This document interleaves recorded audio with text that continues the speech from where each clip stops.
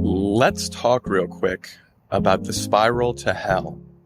That's the name that I affectionately call the phenomenon when I get lost in stagnation and then it really makes me frustrated. If it goes on for long enough, it makes me depressed. It goes like this.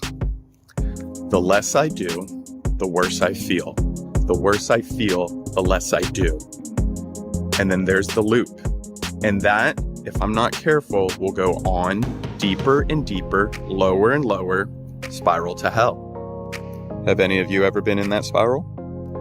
When it gets really bad, I know I want to be doing something. I know that there are actions that would make me feel better, but because the spiral zaps all of your energy, I would get to a point where I felt like I couldn't do it. And then again, that not doing just reinforces more of the spiral because the not doing made me feel worse.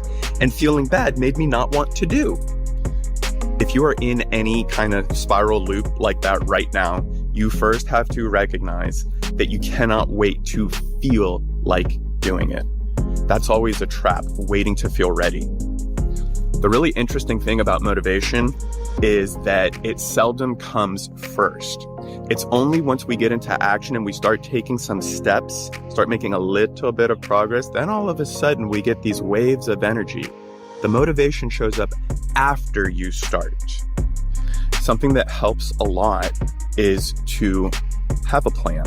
Write things out that you want to get done tomorrow, so that way when you wake up tomorrow morning and the slog, the lack of energy is all there, you can refer to your list and be like, oh, here's that one thing that I'm going to do right now. And just do that one thing. That's another mistake that I used to make. I used to write those lists and put 100 things on there, and then I wouldn't do any of them. Keep it short and sweet. 1 to 3 things that you want to get done that day. But the big thing is to write that list the night before. Don't wait until the day of to start because it doesn't usually go well. The spiral to hell is not permanent. You are not stuck there. Stuck is an illusion. We are never stuck because we always have a different choice that we can be making. I understand that it gets painful, it gets scary, and sometimes you think that you're not going to be able to find your way out. I promise you that's not true. But you are going to have to start doing some things differently, like taking new actions. What I know for sure is that you are way more powerful than you give yourself credit for. So I know that you can do this. I know that you can step into your potential.